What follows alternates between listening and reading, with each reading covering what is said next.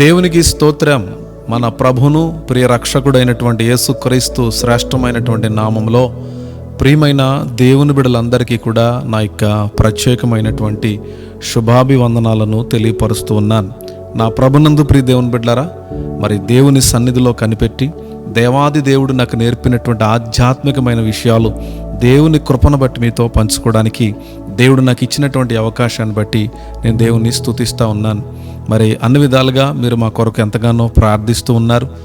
ఎంతగానో మరి నేను అది మాటలతో వర్ణించలేను, కానీ చాలామంది మాకు మెసేజెస్ పెడుతున్నారు. ఏమనంటే, మేము ప్రార్థన చేస్తున్నాం మీ పరిచర్య కొరకు. సేవకులు కూడా మెసేజ్ పెడుతున్నారు, బ్రదర్ నేను ఒక సేవకుడును, మీ కొరకు నేను ప్రార్థిస్తున్నానని చాలామంది మెసేజెస్ పెట్టి చక్కని రీతిలో నన్ను ప్రోత్సహిస్తున్నందుకు నేను దేవుణ్ణి స్తుతిస్తూ ఉన్నాను. మరి నేను అనుదినం కూడా దేవుని వాక్యం చెప్పాలని ఆశపడతాను, కానీ కొన్ని పరిస్థితులను బట్టి మీకు మరి అన్ని వేళల్లో దేవుని వాక్యాన్ని అందించలేకపోతా ఉన్నాను.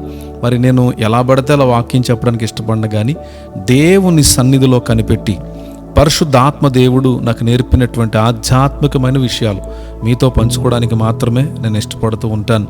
ఎన్నో వ్యతిరేకతలు, పోరాటాలు, నిందలు, మరి శ్రమలు, ఎంతోమంది మనుషులు నా వెనక ఎన్ని రీతిలుగా మాట్లాడినా వాటన్నిటిని ఏమాత్రం లక్ష్యం చేయకుండా దేవుడు నా మనసులో పెట్టినటువంటి ప్రతి విషయాన్ని మీకు ఈ రీతిగా పంచుకోవడానికి నాకు ఎంతో సంతోషంగా ఉంది. ప్రభునందు ప్రియ దేవుని బిడ్డలారా, దేవుని వాక్యం ఎక్కడైతే ఉంటుందో అక్కడ సమాధానం ఉంటుంది.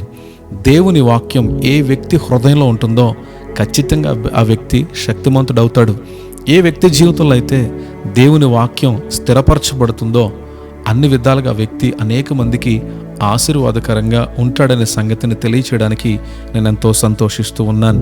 ఈరోజు దేవుడు మనతో మాట్లాడడానికి ఆయన ఎంతగానో ఇష్టపడుతూ ఉన్నారు. ఆయన మనతో మాట్లాడడానికి ఇష్టపడే దేవుడండి. మనలను నిత్యము ప్రేమించే దేవుడు, మనలను భయపెట్టే దేవుడు కాదైనా, మనలను కృంగదీసే దేవుడు కాదైనా, మనలను శపించే దేవుడు కాదైనా, మన ఎడల నిత్యము తన కోపాన్ని విడుదల చేసే దేవుడు కాదు. తన దయా సంకల్పాన్ని, తన కృపా కనికరాన్ని, తన వాత్సల్యతను అద్భుతమైనటువంటి రీతిలో తన ప్రియ కుమారుడైనటువంటి యేసుక్రీస్తు ద్వారా ఈ లోకంలో ఆయన విడుదల చేసి ఉన్నారు. ప్రభునందు ప్రియ దేవుని బిడ్డలారా, చాలామంది శాపాలని ప్రకటిస్తారు కదండి. సేవకులు నిలబడి శపించడానికే నిలబడతారు. కొంతమంది గద్దించి భయపెడతా ఉంటారు. జాగ్రత్తగా వినాలి, చాలా జాగ్రత్తగా వినాలి. దేవుడు ఏ వ్యక్తిని శపించడండి. మన శాపాన్ని, మన పాపాన్ని, మన రోగాన్ని, మన దోషాన్ని, మన వ్యతిరేకతను, మన బలహీనతలను, మనం కలిగి ఉన్న ప్రతి శ్రమకు నిమిత్తం యొక్క ప్రతి పరిస్థితిని కూడా ఆయన కల్వరి శిలువలో కొట్టివేసి ఉన్నాడనే సంగతిని మనం నమ్మాలి. అదే విశ్వాసం. విశ్వాసం అంటే శక్తి అండి. చాలామంది అవిశ్వాసానికి లోనయ్యి భయాన్ని అనుభవిస్తున్నారు, పిరికితనాన్ని అనుభవిస్తున్నారు, వ్యతిరేకతను అనుభవిస్తున్నారు. నేను చెప్పే మాటల్లో ఒకటే, యేసు ప్రభుని కలిగి ఉంటే వ్యతిరేకత ఉంటుంది, నింద ఉంటుంది, రోగం ఉంటుంది, కానీ అవేవి కూడా మనలను ఏమీ చేయలేవని సంగతిని మనం తెలుసుకోవాలి. అందుకని అపోస్తలుడైనటువంటి పౌలు కొరింథీ సంఘానికి చెప్తూ అంటున్నాడు, శ్రమలు ఇస్తాడంట దేవుడు, కానీ మనం భరించలేనన్ని శ్రమలు ఇవ్వడంట. ఆ శ్రమలో నుండి, ఆ శోధనలో నుండి తప్పించుటకు మార్గాన్ని కూడా దేవుడే కలగజేస్తాడంట. సో నా ప్రియ దేవుని బిడ్డలారా, ఈరోజు శోధనలో, శ్రమల్లో, పోరాటాల్లో, నిందల్లో, లేకపోతే నిరుత్సాహంలో ఏ పరిస్థితుల్లో ఉండి మాటలను వింటున్నావో ప్రతి పరిస్థితి నుంచి కూడా దేవుడు ఖచ్చితంగా నీకు ఒక మార్గాన్ని ఆయన ఏర్పాటు చేసి ఉన్నాడు. నీ అడుగులను ఆయన స్థిరపరచబోతున్నాడు. ప్రభునందు ప్రియ దేవుని బిడ్డలారా, ఈరోజు పరిశుద్ధాత్మ దేవుడు కొన్ని అమూల్యమైన ఆధ్యాత్మికమైనటువంటి విషయాలు మనతో పంచుకోవడానికి ఇష్టపడుతూ ఉన్నారు. నేను కోరేదల్లా ఒకటే, దేవుని వాక్యాన్ని జాగ్రత్తగా ఆలకించండి. ఇది మీతో మాట్లాడే దేవుని మాటలు నా అంతటా నేను ప్రకటిస్తున్నటువంటి మాటలు కావు. దేవుడే సేవకుడు ద్వారా మీతో మాట్లాడుతున్నారు. సేవకుడిని చేర్చుకుంటే, సేవకుని మాటలు మనం వింటే దేవుని చేర్చుకున్నట్టే, దేవుని మాటలు విన్నట్టే. లోకాసు సువార్తలో యేసుక్రీస్తు ప్రభు తన శిష్యులకు చెప్తారు, మిమ్మల్ని చేర్చుకున్నవాడు నన్ను చేర్చుకుంటాడు, మీ మాటలను వినివాడు నా మాటలు విన్నట్టే అని చెప్తాడు దేవుడు. కావున ప్రభునందు ప్రియ దేవుని బిడ్డలారా, ఏ సేవకుడు మీతో మాట్లాడినా, ఏ సేవకుడు వాక్యాన్ని మీకు ఉపదేశించినా ఆ సేవకుడు ద్వారా దేవుడే మనతో మాట్లాడుతున్నాడనే సంగతిని మనం విశ్వసించాలి. జాగ్రత్తగా ఈరోజు ఈ వాక్యాన్ని మీరు విని బలపరచబడి ఆశీర్వాదకరంగా మీరు, మీ కుటుంబం, మీ యొక్క వ్యక్తిగత ఆత్మీయ జీవితం ఉండాలని నేను మనస్ఫూర్తిగా కోరుకుంటూ ఈ ఉపదేశాన్ని మీకు తెలియచేస్తా ఉన్నాను. లేఖనాలు తిరుద్దామా? హెబ్రీయులకు రాసినటువంటి పత్రిక 12వ అధ్యాయం 11వ వచనం, హెబ్రీలకు రాసినటువంటి పత్రిక 12వ అధ్యాయం 11వ వాక్యం, మరియు ప్రస్తుతమందు సమస్త శిక్షయు దుఃఖకరముగా కనబడునే గాని సంతోషకరముగా కనబడదు. అయినను దాని యందు అభ్యాసము కలిగిన వారికి అది నీతియను సమాధానకరమైన ఫలమిచ్చును. ఒకసారి చదువుదాం, మళ్ళీ ఒకసారి బాగా గమనించండి ఆ వచనాన్ని. దేవుని వాక్యాన్ని బాగా మనం గమనించాలి. చూడండి, ఆ వాక్యంలో దేవుడు ఏం మనతో మాట్లాడడానికి ఇష్టపడుతున్నారు గమనిద్దాం ఒకసారి. మరియు ప్రస్తుత కాలమందు సమస్త శిక్షయు దుఃఖకరముగా కనపడనే గాని సంతోషకరముగా కనబడదు. అయినను దాని యందు అభ్యాసము కలిగిన వారికి అది నీతియను సమాధానకరమైన ఫలమునిచ్చును. ఎంత చక్కని మాటలండి. ఈ మాటలు నేను ధ్యానిస్తూ ఉంటున్నప్పుడు నా హృదయం ఎంత ఉప్పొంగిపోయిందో. చూడండి, ఈరోజు చాలామంది చూడండి శిక్షకు లేకపోతే శ్రమలకి లేకపోతే నిందలకి వ్యతిరేకతలకి చాలా భయపడతా ఉంటారు. చూడండి, అందులో అంటాడు, మరియు ప్రస్తుత కాలమందు సమస్త శిక్షయు దుఃఖకరముగానే కనబడుతుంది కానీ సంతోషంగా కనబడదు.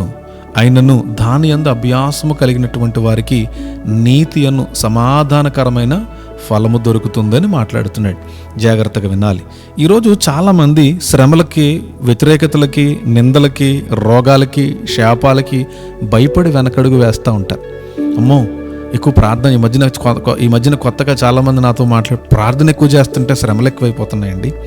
దేవుని వాక్యాన్ని ధ్యానిస్తూ ఉంటుంటే శ్రమలు ఎక్కువ అవుతున్నాయండి. చర్చికి వెళ్తూ ఉంటుంటే నిందలు ఎక్కువ అవుతున్నాయండి.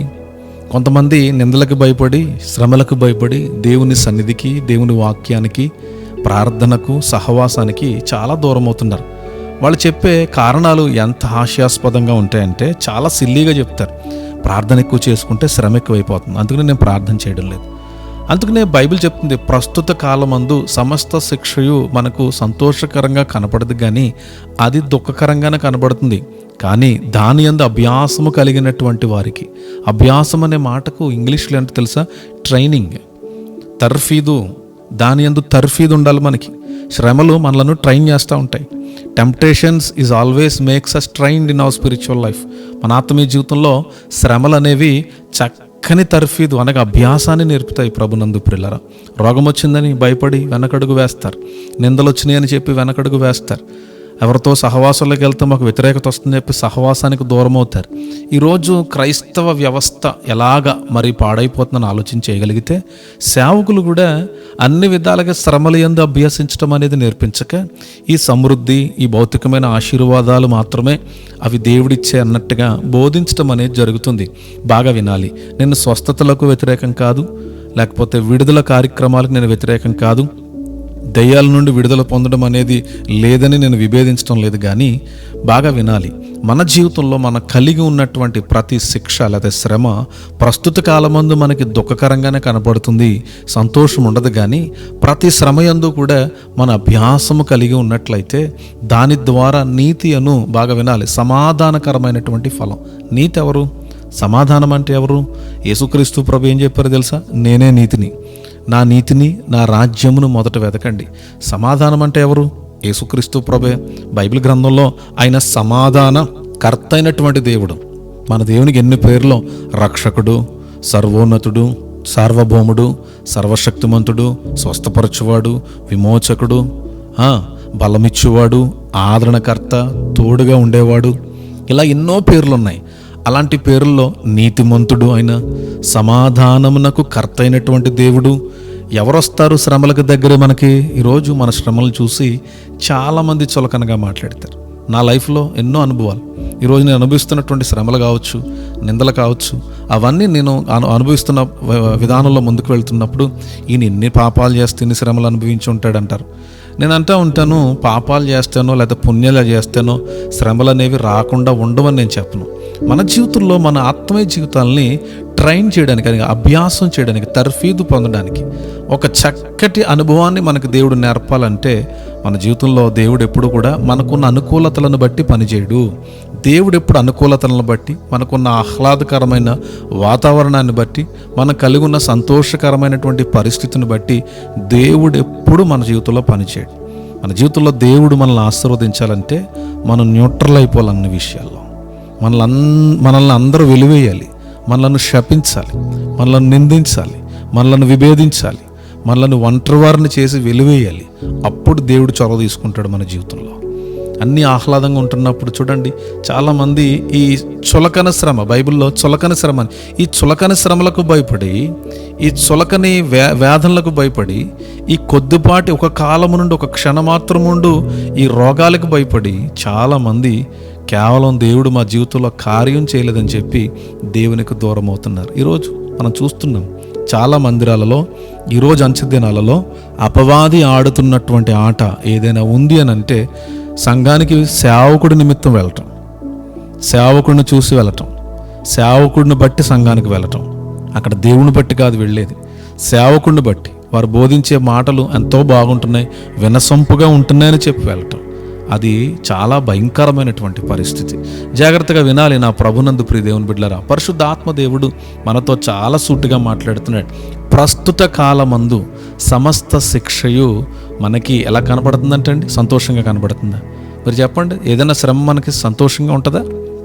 ఏదైనా వేదన మనకు సంతోషంగా ఉంటుందా? ఏదైనా రోగం మనం కలిగి ఉన్నాం అనుకోండి, ఎంత అలజడైపోతాం మనం, ఎంత వేదన చెందుతాం. మరి వాటి నుండి మనం విమోచింపబడాలంటే ఏం చేయాలి? దేవుని దగ్గరికి రావాలి, దేవుని దగ్గర ప్రాధాయపడాలి, దేవుని దగ్గర విజ్ఞాపన చేసుకోవాలి, ఆయన పాదాల దగ్గర కన్నీళ్లు కార్చి మనం ప్రార్థన చేయాలి. అందులో ఎటువంటి సందేహం లేదు.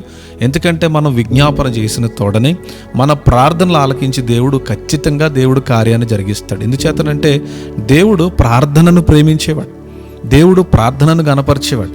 కానీ ప్రార్థన ఏమిస్తుంది మనకి? వెంటనే కార్యం జరిగిపోవాలని కొంతమంది వెంటనే ఎక్స్పెక్ట్ చేస్తూ ఉంటారు. మంచిదే, కాదని నన్ను, వెంటనే కార్యం జరుగుతుంది.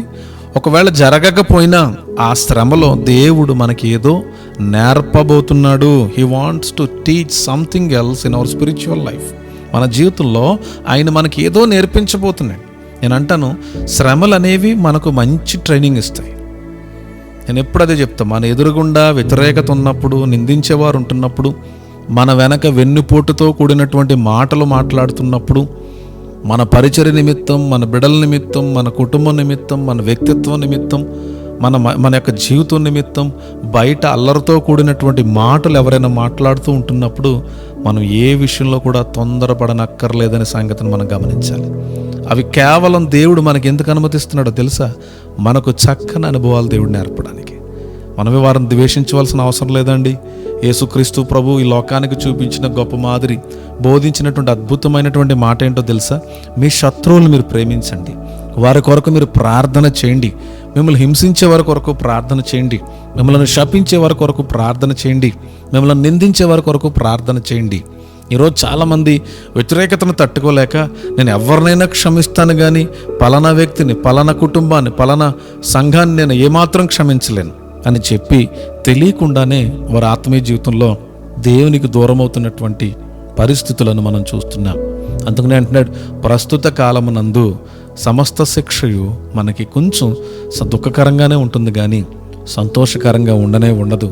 అయినను దాని యందు మనం ఎలా ఉండాలంటే అండి, అభ్యాసము కలిగినటువంటి స్థితిలో ఉంటే మనం అన్ని విధాలుగా నీతి అను సమాధానమైనటువంటి ఫలమును అనుభవిస్తాం. చూడండి, ఈరోజు నీ జీవితంలో నీతిని అనుభవించాలి, నువ్వు సమాధానం అనుభవించాలి. నీతి అంటే ఎవరు? యేసుక్రీస్తు ప్రభువే. ఆయనే నీతి, ఆయనే సమాధానం, ఆయన నీతే ఉన్నాడు, మనకు నీతే ఉన్నాడు. రోమిలికి రాసినటువంటి పత్రిక 3వ అధ్యాయంలో మీరు 23వ వాక్యం చూస్తే ఆయన మనకు నీతి అయి ఉన్నాడు, ఆయనే నీతి, ఆయనే మన నిమిత్తము నీతిగా అన్ని విధాలుగా ఆయన ఎంచబడినటువంటి గొప్ప దేవుడు. నా ప్రభునందు ప్రియ దేవుని బిడ్డ, ఎవరండి నీతి? ఆలోచన చేయండి. ఎవరు నీతి? యేసుక్రీస్తు ప్రభువే నీతి, ఆయన ద్వారానే సమాధానం. ఎవరు సమాధానం? యేసుక్రీస్తు ప్రభువే మనకు సమాధానం. ఆయనను ప్రేమించి వారిని ఆయన ఆశీర్వదించి వారికి సమాధానమునిచ్చే దేవుడు అంట. సమాధానం అంటే ఎవరి ద్వారా వస్తుంది సమాధానం? ఈరోజు మానవుడు సమాధానం కోసం ఎక్కడెక్కడికో వెళ్తున్నాడు, ఏవేవో చేస్తున్నాడు, చేయకూడనటువంటి పనులు చేస్తున్నాడు, ఆశ్రయించకూడని వాటిని ఆశ్రయిస్తున్నాడు. కానీ సమాధానం ఎక్కడ దొరుకుతుంది? దేవుని దగ్గర. ఆ సమాధానం ఎవరు? యేసుక్రీస్తు ప్రభుల వారు. నీ జీవితంలో యేసు ప్రభు ఉంటే నీకు సమాధానం, నీ కుటుంబంలో యేసు ప్రభు ఉంటే నీ కుటుంబానికి సమాధానం, నీ మనస్సాక్షి మీద యేసు ప్రభు అద్భుతాలుగా ఆయన అధికారిగా ఉంటే నీకు సమాధానం. నీ హృదయంలో, నీ జీవితంలో, నీ వ్యక్తిగత ఆత్మీయ జీవితంలో, నీ కుటుంబ జీవితంలో, నీ ప్రార్థనా జీవితంలో, నీ పరిచర్యలో, నీ వృత్తిలో, నీ వ్యాపారంలో, నీ సమస్త విషయాలలో యేసు ప్రభువుకి ప్రత్యేకమైనటువంటి స్థానాన్ని నువ్వు ఇవ్వగలిగితే నీకు సమాధానం దొరుకుతుంది. ప్రభునందు ప్రియదేవుని బిడ్డ, నీ సమాధానం దొంగిలించేదేంటి? కొంతమంది అనుకుంటారు ధనం ఉంటే సమాధానం కదండి. చాలామంది అభిప్రాయం ఇది. ధనము, భోగము, బంగారము, వజ్ర వైడూర్యాలు, ఎన్ని లోక భోగాలన్నీ ఉంటే సమాధానం. చూడండి, చాలామంది ధనవంతులు డబ్బు ఉంది కదా, డబ్బుతో ఏమైనా చేయొచ్చు అని చెప్పి చివరికి డబ్బును వదిలిపెట్టి అన్ని విధాలుగా మళ్ళీ డబ్బును విడిచిపెట్టి మళ్ళీ మొట్టమొదటిగా జీవితాన్ని ప్రారంభించినటువంటి వారు ఈ ప్రపంచంలో ఉన్నారు. డబ్బే ప్రాపకం అనుకోవద్దు. అందుకనే సామెతల గ్రంథంలో గ్రంథకర్త అంటాడు, ఉగ్రత దినమందు నీ ఆస్తిని తప్పిస్తుందా? సామెతలు 11:4 ఉగ్రత దినమందు నీ పేరు కానీ, నీ ఖ్యాతి కానీ, నీ భోగం కానీ నిన్ను తప్పిస్తుందా? అందుకని యేసుక్రీస్తు ప్రభుల వారు లోకాసు వార్త 12:15 అంటాడు, ఒకని కలిమి వాని యొక్క జీవమునకు కారణం కాదంట. మన జీవానికి ఎప్పుడు కూడా ఒకని కలిమి, ఒక ధనము, ఒక ఆస్తి ఏది కూడా కారణం కాదు. చాలామంది అనుకుంటారు మనీ అంటేనే బ్లెస్సింగ్, కారు ఉండడమే బ్లెస్సింగ్, మంచి వస్త్రాలు ఉంటే బ్లెస్సింగ్, లేకపోతే వజ్ర వైడూర్యాలు ఉంటే బ్లెస్సింగ్. ఈ మధ్యకాలంలో బ్లెస్సింగ్స్ అంటే చర్చ్ నిండిపోవడమే బ్లెస్సింగ్, కానుకలు బాగా వస్తే బ్లెస్సింగ్స్. ఇవన్నీ దేవుడు బ్లెస్సింగ్స్ అని చెప్పలే. బ్లెస్సింగ్స్లో అవి ఒక విధమైనటువంటి ఒక విధానాలు అంతే, ఆ యొక్క పాత్రలు అంతే, అవి బ్లెస్సింగ్స్ కావు. బ్లెస్సింగ్ అంటే ఎవరు? యేసుక్రీస్తు ప్రభు. యేసుక్రీస్తు ప్రభు ఉన్న చోట బ్లెస్సింగ్ ఉంటుంది. ఆయనలో స్వస్థత ఉంటుంది, ఆయనలో సమృద్ధి ఉంటుంది, ఆయనలో జీవం ఉంటుంది, ఆయనలో విముక్తి ఉంది, ఆయనలో విడుదల ఉంది, ఆయనలో విమోచన ఉంది. ప్రభునందు ప్రియదేవుని బిడ్డ, ఆయనలో శక్తి ఉంది, ఆయనలో అభిషేకం ఉంది. ఆయనను కలిగి ఉండాలి. మన జీవితంలో ఆయనను కలిగి ఉన్నామని అన్ని విధాలుగా మనం భ్రమలో బ్రతుకుతున్నామేమో ఒకసారి మనం పరీక్ష చేసుకోవాలి. మరి ఎలా దొరుకుతుంది సమాధానం? శ్రమల్లో నువ్వు ఎవరిని ఆశ్రయిస్తున్నావు? నీ శ్రమల నిమిత్తం, నీకున్న కష్టాల నిమిత్తం, నీ నష్టాల నిమిత్తం, నీకున్న పోరాటాల నిమిత్తం నువ్వు ఎవరిని ఆశ్రయిస్తున్నావు? ఎవరిని వెంబడిస్తున్నావు? ఈరోజు కష్టాలు రావడానికి 2 కారణాలు ఉంటాయండి. ఒకటి మన అజ్ఞానం, 2 మన అనుభవానికి తగినట్టుగా దేవుడు విడుదల చేస్తూ ఉంటాడు. దేవుళ్ళు ఎదిగే కొద్దీ ఏదో పరీక్ష వస్తానే ఉంటుంది. ప్రభునందు పిల్లలు, 1వ తరగతిలో జాయిన్ అయ్యాడు పిల్లోడు, 2వ తరగతికి వెళ్ళాలంటే ఏం రాయాలి? పరీక్షలు రాయాలి. 3వ తరగతికి వెళ్ళాలంటే 2వ తరగతి పరీక్షలు రాయాలి. 10th క్లాస్ పాస్ అవ్వాలంటే ఏం చేయాలి? నువ్వు స్కూల్కి వెళ్తే పాస్ అయిపోతావా? పరీక్షలను ఎదుర్కోవాలి. ఖచ్చితంగా పరీక్షలను ఎదుర్కోవాలి. ఏదైనా కానీ పరీక్ష ఉంటేనే ప్రతిఫలం. జాగ్రత్తగా వినాలి. నీ జీవితంలో పరీక్ష ఉంటేనే ప్రతిఫలం. అనగా పరీక్షలు ఎప్పుడు రావాలి, తర్ఫీదు జరగాలి, నిన్ను పరీక్షించాలి దేవుడు. అందుకనే భక్తుడైనటువంటి యోబు అంటాడు, ఆయన నన్ను పరిశోధించిన తర్వాత నేను సువర్ణము వలె మారతాను. పేతురు తన యొక్క మొదటి పత్రిక 1వ అధ్యాయంలో కూడా చక్కని మాట్లాంటాడు, అంతలోనే పాడైపోతున్నటువంటి సువర్ణము అగ్ని చేత పరీక్షింపబడదా? బాగా వినాలి. అంతకంటే ప్రాముఖ్యమైన విలువైనటువంటి మన ఆత్మీయ జీవితాలు అగ్నిగుండంలో పరీక్షించబడడానికి తగవా అని మాట్లాడతాడు ప్రభునందు ప్రియదేవుని బిడ్డలారా. ఈరోజు నీ ఆత్మీయ జీవితంలో వ్యతిరేకత వస్తుంది, దానికి కంగారు పడనక్కర్లేదు. చాలామంది సహోదరులు లేకపోతే చెల్లెళ్ళు కొంతమంది మాకుతో మాట్లాడుతుంటారు, నేను ఎంత ప్రార్థన చేసుకుంటానో బ్రదర్, కానీ శ్రమ ఎక్కువైపోతుంది, నేను తట్టుకోలేకపోతున్నాను ఎవరేమన్నా అంటే అనుకూలతను కోరుకుంటున్నాం మనం. నువ్వు ప్రార్థించే కొలితే శ్రమ ఎక్కువ అవుతుందంటే నీ ప్రార్థన బాగా పనిచేస్తుందని అర్థం. కంగారు పడొద్దు. నువ్వు ఏమి తొనకవలసిన పని లేదు, వెనకవలసిన పని లేదు, వెనకడుగు వేయవలసినటువంటి పని లేదు. నీ ప్రార్థనలో ప్రస్తుత కాలమునందు వస్తున్నటువంటి ప్రతి శిక్ష కూడా, ప్రతి శ్రమ కూడా, ప్రతి నింద కూడా నీకు అభ్యాసమును నేర్పుటకనే సంగతిని నువ్వు గుర్తించాలి. అభ్యాసం కలిగి ఉన్నావా? దేవుళ్ళ అభ్యాసాన్ని కలిగి ఉన్నావా? దేవుళ్ళు ఎదుగుతున్నావా? నీకు ఇన్స్టెంట్గా బ్లెస్సింగ్స్ వచ్చేసేయాలి. అందుకే అకస్మాత్తుగా వెంటనే దేవుడు బ్లెస్ చేసేయాలి నిన్ను. కేవలం నీ యొక్క ఆత్మీయ జీవితంలో ధనం మీదే నీ విశ్వాసమా? ధనం కొరకే ప్రార్థిస్తున్నావా? బైబిల్ ఎక్కడ చెప్పలేదే ధనం కోసం ప్రార్థన చేయండి అని. బైబిల్ ఎక్కడా చెప్పలే. మీరు చూడండి, బైబిల్ ఎక్కడైనా ధనం కోసం ప్రార్థన చేసిన వాళ్ళు కనపడరు. దేవుడి కోసం ప్రార్థించారు. స్వస్థత పొందాలంటే ఎవరినైనా యేసు ప్రభు దగ్గరికి చేరారు, ఎవరిని ఆశ్రయించలే, ప్రభు దగ్గరికే రావాలి. నీకు ఏది కావాలన్నా ప్రభు దగ్గరికే రావాలి. అందుకనే మోషే అంటాడు, ఫరో దగ్గరికి వెళ్ళినప్పుడు ప్రభువా నేను నీ గురించి ఏం చెప్పాలి, ఏమని ప్రస్తావన చేయాలి? ఫరో అడిగితే నీ గురించి నేను ఏమని మాట్లాడాలి అని అడిగితే ఏమని మాట్లాడాడో తెలుసా? నేను ఉన్నవాడిని అనువాడినని చెప్పు. నేను ఉన్నవాడిని అనువాడిని, ఐయామ్ దట్ ఐయామ్. నేను ఉన్నవాడిని అనువాడిని. అందులో ఎంత అర్థం ఉందో తెలుసా? నేను సర్వశక్తిమంతుణ్ణి, నేను స్వస్థపరిచేవాడిని, నేను విమోచించేవాడిని, నేను నీతిమంతుణ్ణి, నేను పరిశుద్ధుడిని, నేను అద్భుతమైన దేవుణ్ణి, నేను రక్షకుణ్ణి, నేను ఆదరణకర్తని, నేను అభిషక్తుణ్ణి. అన్ని అర్థాలు ఉన్నాయో దానిలో ప్రభునందు ప్రియులు. అటువంటి దేవుడిని మనం కలిగి ఉన్నాం. మనం నమ్మే దేవుడు మన పక్షాన నిలబడే దేవుడు. ఏ టైంకి ఏది ఇవ్వాలో నీకు తెలుసు. నీకు ఏ టైంలో సమృద్ధి ఇవ్వాలో తెలుసు. నీకు ఏ సమయంలో ఆరోగ్యం ఇవ్వాలో తెలుసు. ఏ సమయంలో నిన్ను లేవనెత్తాలో తెలుసు. ఏ కాలములో, ఏ స్థలములో, ఏ విధమైనటువంటి పరిస్థితుల్లో నిన్ను లేవనెత్తి నిన్ను ఆశీర్వదించాలో దేవునికి తెలుసు. ప్రభునందు ప్రియ దేవుని బిడ్డ, కంగారు పడొద్దు. ఒక సమయం దేవుడు పెడతాడు. God notes at what time has to lift up you. దేవుడికి తెలుసు నిన్ను ఎప్పుడు లేవనెత్తాలో. He has chosen you. నేను ఎన్నుకున్నటువంటి దేవుడైనా నిన్ను ప్రత్యేకమైనటువంటి రీతిలో ఒక రైట్ ప్లేస్లో ఒక రైట్ టైంలో నిన్ను లేవనెత్తుతాడు దేవుడు. కంగారు పడనక్కర్లే, తొందరపడనక్కర్లే. దావీదుకి సమయం ఎప్పుడు వచ్చిందో తెలుసా? గొలియాతు ఉన్నప్పుడు వచ్చింది. గొలియాతు లేడనుకోండి, దావీదు సమయం రాలే.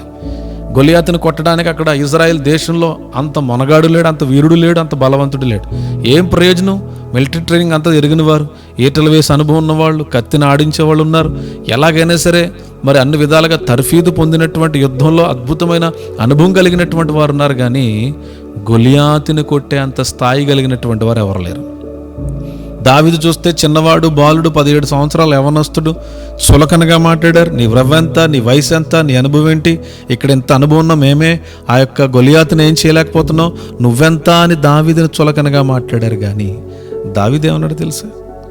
ఈ యొక్క సున్నతి లేని ఫిలిస్తీయుడు ఈ యొక్క జీవం కలిగినటువంటి దేవుని ప్రజలను తృణీకరించడానికి వాడు ఏపాటివాడు. ఒక్కసారి నన్ను వదలండి, యెహోవా జీవముతోడే వాడు తలను కొట్టి తెస్తానన్నాడు. వెళ్ళాడు, కొట్టి తెచ్చాడా లేదా? పడగొట్టాడా లేదా? చేయనని పొందుకున్నాడా లేదా? ఆ రోజు ఆ గొలియాతుని దావీదు కొట్టి చంపకపోతే దావీదుకి అంత పేరు వచ్చేదంటారా? దేవుడు ఎన్నుకున్నాడు. ఏ సమయంలో దావీదు నామాన్ని హెచ్చించాలో, ఏ సమయంలో దావీదు యొక్క పేరుని వ్యాపింప చేయాలో దేవుడు ఒక ప్రత్యేకమైనటువంటి ప్రణాళికను రూపుదిద్దించాడు. దేవుడి కంటే మాస్టర్ ప్లాన్ ఎవరైనా వేయగలరంటారా? దేవుడి కంటే ఎక్కువ వేసేస్తాం. మనం చాలా ప్లాన్లు చేసేస్తూ ఉంటాం. పరిచర్య ఇలా చేయాలి, ప్రార్థన ఇలా చేయాలి, వాక్యం ఇలా చెప్పాలి, నా సంఘాన్ని ఇలా హెచ్చించుకోవాలి. ఇవన్నీ నీ ప్లానింగ్స్. కానీ దేవుని ప్లానింగ్స్ అలా ఉండవు. దేవుని ప్లానింగ్స్ వేరు. అందుకనే అంటే నేను ఉద్దేశించిన సంగతులన్నీ నేను ఎరిగి ఉన్నాను. యెరెమీయా గ్రంథంలో 29వ అధ్యాయంలో అంటాడు, నేను ఉద్దేశించిన సంగతులన్నీ నేను ఎరిగి ఉన్నాను, నాకు తెలుసు.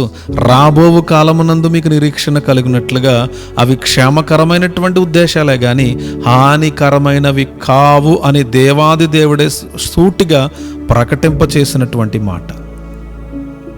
దేవుడేమంటున్నాడండి? ఆయనకు తెలుసు ఏం ఉద్దేశించడానికి తెలుసు. నీ కుటుంబం పట్ల, నీ బిడ్డల పట్ల, నీ బిడ్డల భవిష్యత్తు పట్ల, నీ జీవితం పట్ల, నీకున్న ప్రతి పరిస్థితి పట్ల నువ్వు ఎన్ని ఉద్దేశాలన్నా చెయ్యి, ఎన్ని ప్రయత్నాలన్నా చెయ్యి. నువ్వు ఎలాగైనా సరే పైకి రావాలి, ఎలాగైనా సరే సంపాదించాలి, ఎలాగైనా సరే నేను స్థిరపరచబడాలి, ఎలాగైనా సరే నేను పైకి రావాలి. నీ ప్రయత్నాలు నువ్వు చేస్తున్నావు కాదని నేను అన్నగాని, నువ్వెన్ని ప్రయత్నాలు చేసినా, నువ్వెన్ని ఉద్దేశాలు కలిగి ఉన్నా వాటన్నిటిని నెరవేర్చుటకు దేవుడు శ్రేష్టమైనటువంటి ఉద్దేశాన్ని కలిగి ఉన్నాడు. ఆమెన్. దేవుడు శ్రేష్టమైనటువంటి ఉద్దేశాలు కలిగి ఉన్నాడు. ఎప్పుడైనా ఉద్దేశాలు తెలుసా? శ్రమయందు నువ్వు అభ్యాసము కలిగి ఉన్నప్పుడు. యోసేపు గురించి మనకు తెలుసు, స్టోరీ అంతా తెలుసు కదండి. బైబిల్లో ఉన్నటువంటి స్టోరీలు నాకంటే ఎక్కువ మీకు తెలుసు. కానీ అనుభవాలు, యోసేపు గురించి ఆలోచన చేయండి. చిన్నవాడు, తండ్రికి ప్రియమైనటువంటి కుమారుడు, అన్నల సమాచారాన్ని తండ్రికి చేరవేస్తూ ఉండేవాడు. చక్కని దర్శనం ఉంది, ఆ దర్శనాన్ని అన్నలతో పంచుకున్నాడు, తండ్రితో పంచుకున్నారు. కానీ సంతోషించవలసినటువంటి అన్నలు అసూయ చేత యోసేపును చంపాలని ప్రయత్నం చేసి చిట్ట చివరికి బానిసగా అమ్మివేస్తే తన బ్రతుకు ఎక్కడికి వెళ్ళిపోయిందండి? ఐగుప్తు దేశంలో భయంకరమైనటువంటి బానిసత్వపు బ్రతుకును అనుభవించడానికి కారకులయ్యారు కదండి. కానీ ఎక్కడైనా సనిగాడా? ఎక్కడైనా గొనిగాడా? తన దర్శనాన్ని విసర్జించాడా? అవకాశం వచ్చింది ఒక స్త్రీతో సైనించడానికి, ఒక స్త్రీతో భౌతికంగా లోకానుసారంగా సుఖపడడానికి అవకాశం వస్తే ఏమన్నాడో తెలుసా?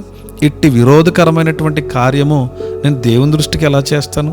నీతో పాపం చేయడం కంటే నేను వెళ్ళి చెరసాలు ఉండడం మంచిది కదా అని చెయ్యని నేరానికి కదండి, చెయ్యని నేరానికి తప్పు చేశాడు యోసేపు.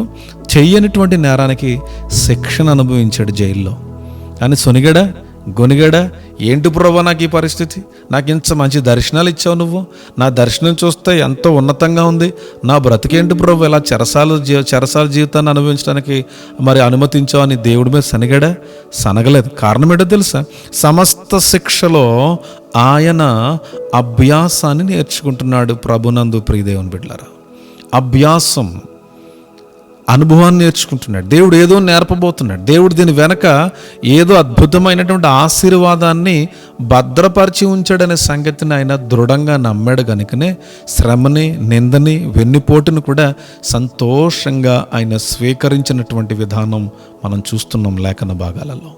ఎంత ఉన్నత స్థాయికి వెళ్ళిపోయాడండి, ఎంత ఆశీర్వాదము కరమైనటువంటి స్థితిలోకి యోసేపును దేవుడు స్థిరపరచాడండి. ఇజ్రాయెల్ దేశమంతా కరువు వచ్చింది. ఐగుప్తులో నుండి సమృద్ధిని దేవుడు ఇజ్రాయెల్ ప్రజలకు ఇచ్చాడు. చిట్ట చివరికి అన్నలను కనికరించి వారికి సహాయకుడిగా, కేడముగా నిలబడ్డానికి దేవుడు అన్ని విధాలుగా యోసేపుని ఎన్నుకున్నాడు. యేసు ప్రభు మనందరికీ గొప్ప మాదిరి. ఎక్కడైనా ఆయన శ్రమ పడినప్పుడు గొనిగినట్టుగా కానీ, సనిగినట్టుగా కానీ, అన్ని విధాలుగా వెనకడుగు వేసినట్టుగా కానీ, శ్రమకు భయపడి వెనకడుగు వేసినట్టుగా కానీ, మరణానికి వ్యతిరేకంగా వెనకడుగు వేసినట్టుగా మనం చూస్తున్నామా? మరణానికి తన జీవితాన్ని ఇచ్చుకున్నాడు, కొరడానికి తన దేహాన్ని అప్పగించుకున్నాడు. ఎంతో శ్రమపడ్డాడు యేసుక్రీస్తు ప్రభు, ఎన్నో నిందలు పడ్డాడు యేసుక్రీస్తు ప్రభు. పడకూడనటువంటి మాటలు, పిడిగుద్దులు గుద్దారంట, బూతులు తిట్టారంట, అపహసించారంట. కానీ యేసుక్రీస్తు ప్రభు ఒక్క మాటైనా తిరిగి నోరు జారాడండి. కర్మడు తెలుసా? ఆయన వచ్చినటువంటి పని వేరు, ఆయన ఉద్దేశం వేరు. సమస్త మానవాళి రక్షింపబడాలి. ఈ మానవాళి యొక్క రక్షణార్థమై అన్ని విధాలకు కూడా తండ్రి అనుమతించినటువంటి శిక్షను ఆయన అనుమతించాడు. ప్రభునందు ప్రియదేవుని బిడ్డలారా, మన జీవితంలో దేవుడు మనకు అనుమతిస్తున్నటువంటి ప్రతి శ్రమలో దేవుని ఉద్దేశాన్ని నమ్ము. ఈరోజు నీ జీవితంలో, నీ కుటుంబంలో, నీ ప్రార్థన జీవితంలో, నీ విశ్వాసంలో, నీ పరిచర్యలో ఎన్నో భయంకరమైనటువంటి పరిస్థితులను ఎదుర్కొంటున్నప్పుడు దేవుని మీద ఆధారపడు. మనం దేవుని బిడ్డలమండి, ఆయన తోడి వారసులం. ఆయనతో శిక్షించబడుటకు కూడా ఆయన తోడి వారసులమని రోమీలకు రాసినటువంటి పత్రిక 8వ అధ్యాయము 17వ వాక్యంలో మీరు గమనించవచ్చు. ఈరోజు మన ఆయన తోటి వారసులం. క్రీస్తుతో శ్రమపడ్డానికి ఆయన సిలువను మోస్తున్నాం.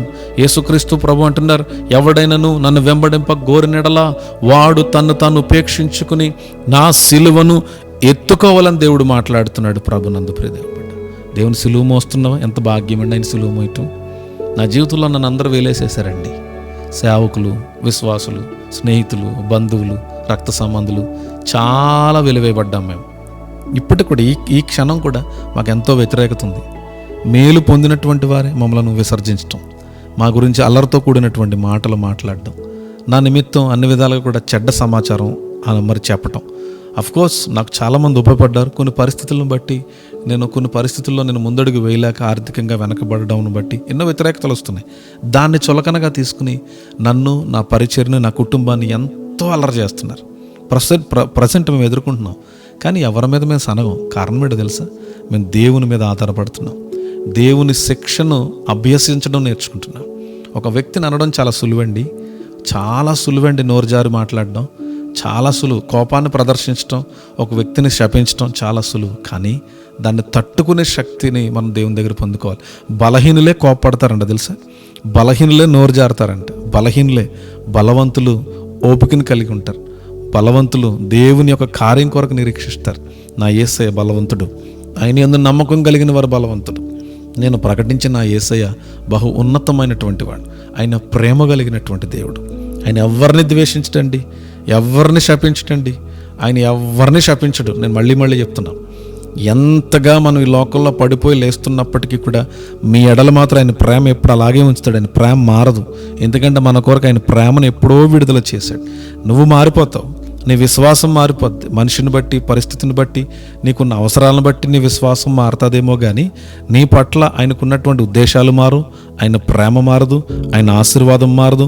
నీకు వాగ్దానం ఇచ్చాడు, నిన్ను ఆశీర్వదిస్తానని 100% నీకు ఇస్తాడు. 100% నిన్ను ఆశీర్వదించే దేవుడు. నీకు విడుదల ఇస్తానన్నాడా? 100% నీకు ఆశీర్వాదం ఇచ్చి నీకు విడుదల ఇచ్చే దేవుడు ఆయన. ఆయన మాట తప్పని దేవుడు, ఆయన మాట ఇచ్చి నెరవేర్చగలిగినటువంటి దేవుడు. ప్రభునందు ప్రియులారా, శ్రమకు భయపడద్దు, రోగానికి భయపడద్దు, వ్యతిరేకతకు భయపడద్దు, నిందకు భయపడద్దు, నిరుత్సాహానికి భయపడద్దు.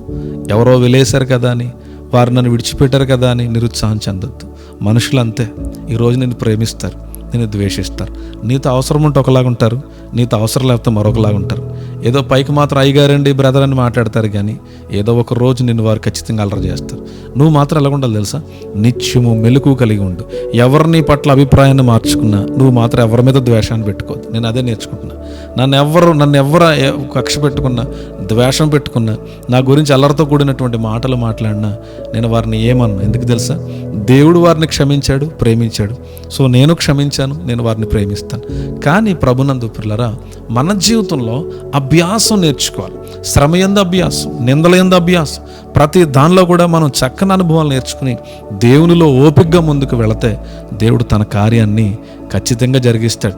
ఇలా చెప్పుకుంటూ పోతే భక్తుల జీవితాలను ఎన్నో ఉదాహరణకు మనం తీసుకోవచ్చు కదండి. బైబిల్లో ఏది కూడా కట్టుకథలుండవు, కల్పనా కథలుండవు, ఊహతో మాట్లాడినటువంటి మాటలుండవు. బైబిల్ ఏది చెప్పినా అది యథార్థం, అది జరిగినటువంటి సంఘటనలు. ప్రభునందు ప్రియులారా, మన దేవుడు పెట్టకథలు, కల్పనా కథలు, ఊహాజనకమైనటువంటి మాటలు మాట్లాడే దేవుడు కాదు. కానీ సేవకులు పెట్టకథలు చెప్తారు కదండి, కొన్ని ఊహాజనకమైనటువంటి మాటలు మాట్లాడుతూ ఉంటారు. మీరు యేసు ప్రభు మాటలు వినండి, ఏది కూడా ఆయన కట్టుకథ చెప్పడం, యథార్థంగా ఉన్నట్టుగా ప్రకటించగలిగినటువంటి దేవుడైనా, ఆయనను కలిగినటువంటి వారు, ఆయన అభిషేకంతో నింపబడినటువంటి వారు ఉన్నట్టుగా దేవుని వాక్యాన్ని, దేవుని ప్రత్యక్షతను ప్రకటించి తీరాలి. ప్రభునందు ప్రియులారా, ఆయన శ్రమయందు అభ్యాసము కలిగి ఉండాలి, అనుభవాన్ని నేర్చుకోవాలి. ఈరోజు దేవుడు మనతో మాట్లాడుతున్నారు కదండి, దేవుడే మనతో మాట్లాడుతున్నారు. భక్తుల జీవితాలని బాగా గమనించండి.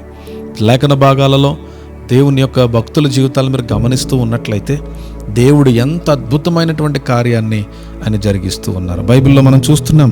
మరొక చూడండి, ప్రస్తుతమందు సమస్త శిక్ష దుఃఖకరముగా ఉంటుంది కానీ దుఃఖకరముగా కనబడుతుంది కానీ సంతోషకరముగా కనబడదు. అయినను దాని యందు అభ్యాసము కలిగిన వారికి అది నీతి అను సమాధానకరమైన ఫలం ఇచ్చును. నీతి అను సమాధానకరమైన ఫలం, నీతి అను సమాధానకరమైనటువంటి ఫలం.